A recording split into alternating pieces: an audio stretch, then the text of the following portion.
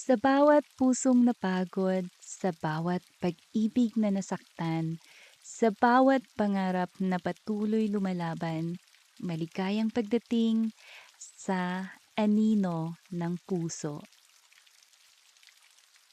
May mga tagumpay na hindi ipinagsisigawan. May mga pangarap na hindi agad napapansin. At may mga taong dumaan sa pagiging walang-wala bago tuluyang natutong maniwala na kaya pala.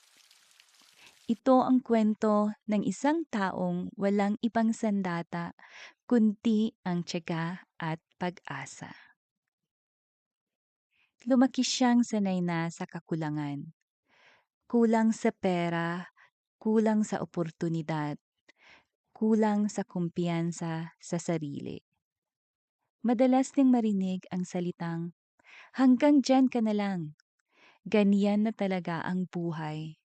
Hindi para sa'yo ang mangarap ng malaki." At sa loob ng mahabang panahon, pinaniwalaan niya yun. Pero sa bawat umagang bumabangon siya, may maliit na tinig sa loob niya na paulit-ulit na bumubulong. Subukan mo pa. Hindi siya ang pinakamatalino, hindi siya ang pinakamagaling, pero siya ang patuloy na lumalaban kahit pagod, kahit takot, kahit walang kasiguraduhan. May mga gabing halos sumuko na siya. Mga gabing tinanong niya ang sarili, may patutunguhan pa ba ito?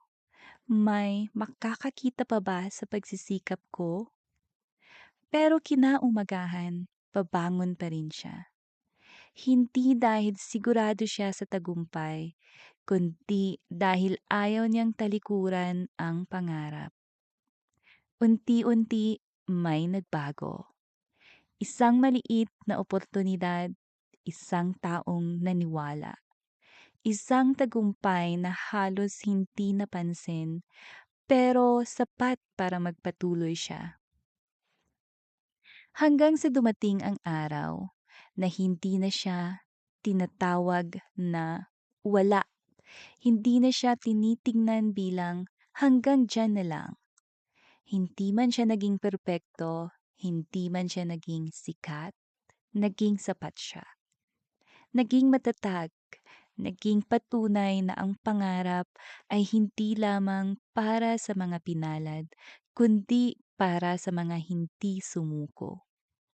At doon niya naintindihan, ang tagumpay ay hindi laging isang malaking sandali. Minsan, ito ay serye ng maliliit na pagpili, na bumangon, na maniwala, na magpatuloy kahit walang katiyakan.